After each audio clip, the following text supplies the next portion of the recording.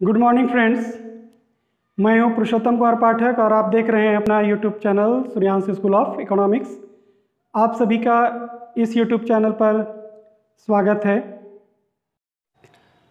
दोस्तों, हम लोगों ने यह पढ़ा कि गणनावाचक दृष्टिकोण से एक उपभोक्ता के संतुलन की व्याख्या किस प्रकार होती है। मार्शल के सिद्धांत में या फिर गणनावाचक दृष्टिकोण में हम लोगों ने यह मान्यता ली थी या मानकर चले थे कि उपयोगिता की माप गणनावाचक संख्या में संभव है।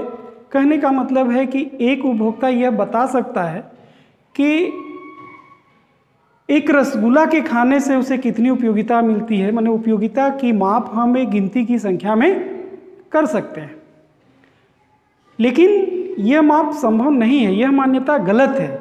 इसलिए गलत है कि एक व्यक्ति के लिए यह बताना बहुत ही मुश्किल है कि उसे किसी वस्तु की एक इकाई के उपभोग से कितनी उपयोगिता मिलती है।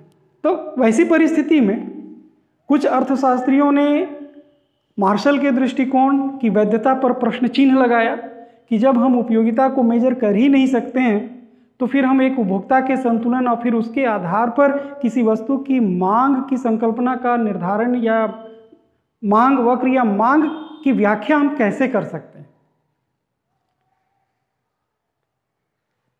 तो 1939 ईस्वी में इंग्लैंड के अर्थशास्त्री J.R. हिक्स और R.J.D. एलेन ने इस समस्या को दूर करने का प्रयास किया। उन लोगों ने कहा कि बिना हम उपयोगिता को गिनती में मापे भी एक उपभोक्ता के संतुलन की व्याख्या कर सकते हैं।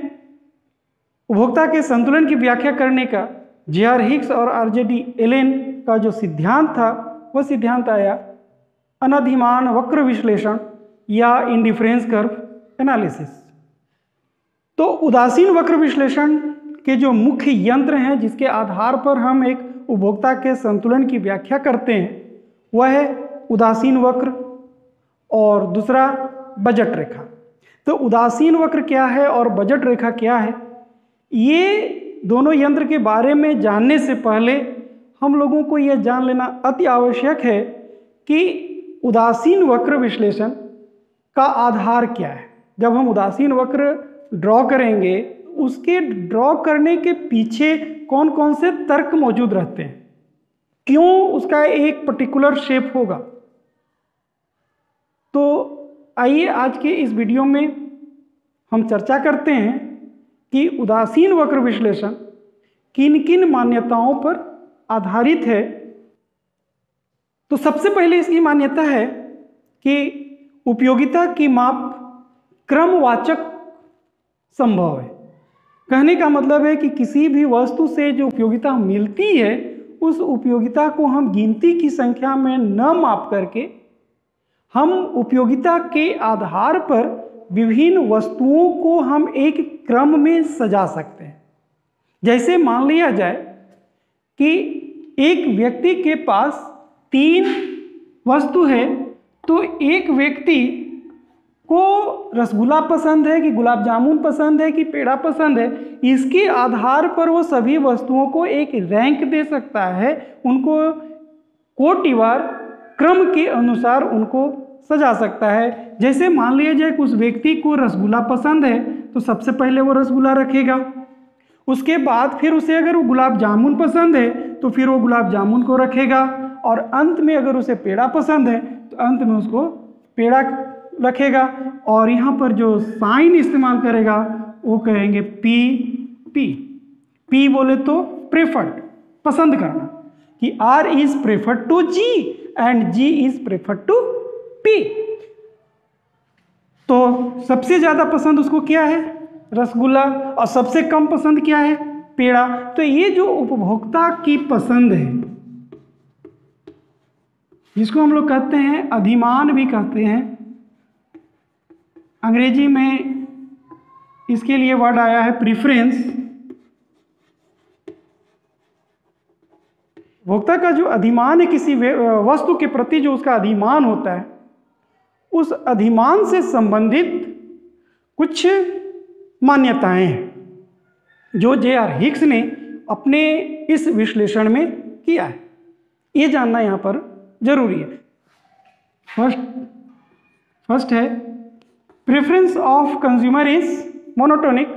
उपभोक्ता का अधिमान एकदिष्ट होता है। मोनोटोनिक का मतलब हिंदी में इसके लिए वर्ड है एकदिष्ट।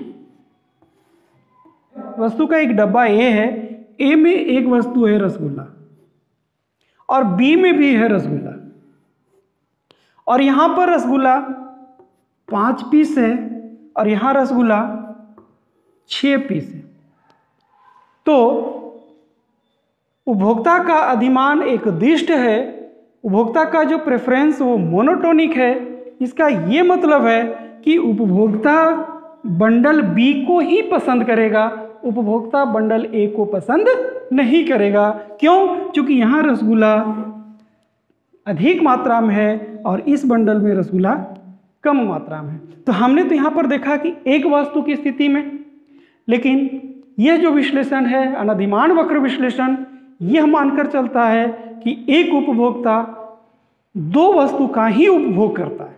जब 2 वस्तु का उपभोग करेंगे तो एक बंडल में 2 वस्तुएं होंगी। तो मान लेते हैं कि एक बंडल में गुलाब जामुन भी है, तो गुलाब जामुन यहाँ पर मान लेते हैं 3 है, और यहाँ गुलाब जामुन,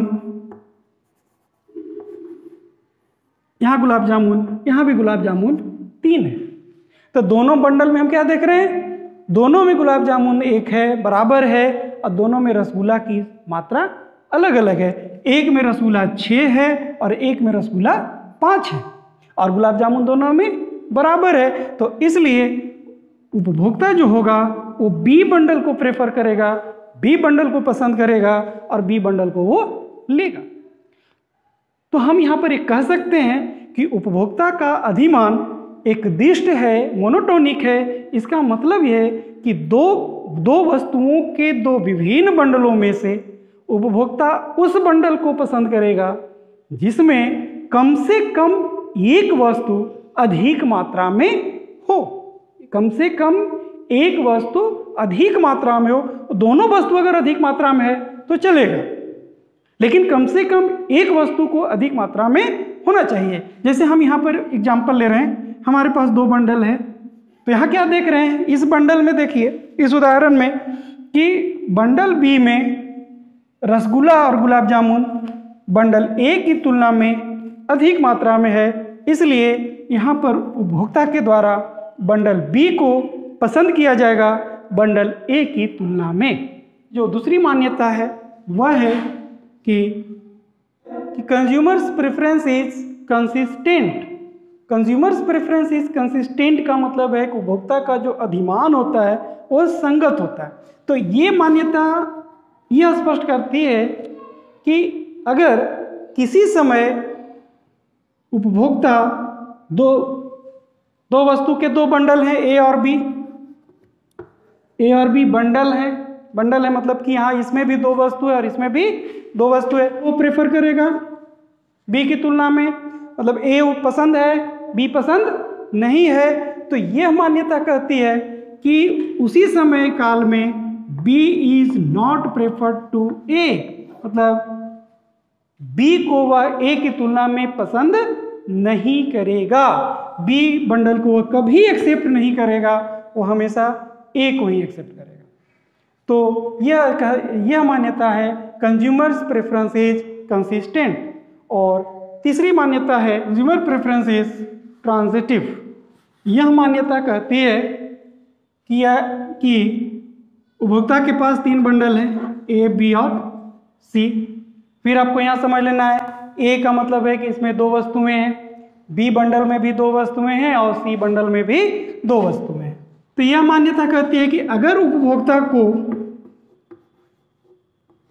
ए और बी दिया जाए और इसमें से अगर वो ए को पसंद करता है, बी को पसंद नहीं करता है, तथा बी और सी की तुलना में बी को पसंद करता है, सी को पसंद नहीं करता है, तो यह मान्यता कहती है कि अगर उपभोक्ता के पास ए और सी है तो उसे दिया जाए तो ए को पसंद करेगा सी की तुलना में।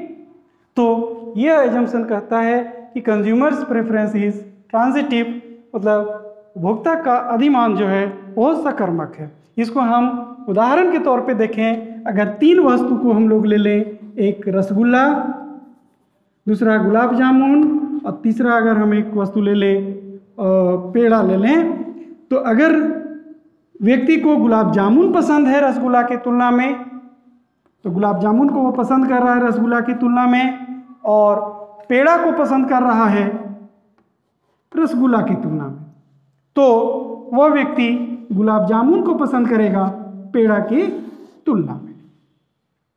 ये हो गए उपभोक्ता के अधिमान से संबंधित कुछ मान्यताएं। आज इतना ही। अगले वीडियो में मैं चर्चा करूंगा प्रतिस्थापन के नियम पर, लॉ ऑफ सब्स्टिट्यूशन के नियम पर। यह नियम भी उदासीन वक्र विश्लेषण की एक प्रमुख नियम है, प्रमुख मान्यता है। तो आज के इस वीडियो में अगर आपको समझने में कहीं कोई तकलीफ या कहीं कोई दिक्कत आई होगी तो आप हमारे कमेंट बॉक्स पर कमेंट करें या फिर मेरे पर्सनल व्हाट्सएप नंबर पर आप प्रश्न करें, लेकिन प्रश्न अवश्य करें। तो मिलते हैं अगले वीडियो में और आप देखते रहिए अपना YouTube channel Suryansh school of economics. धन्यवाद। Have a nice day.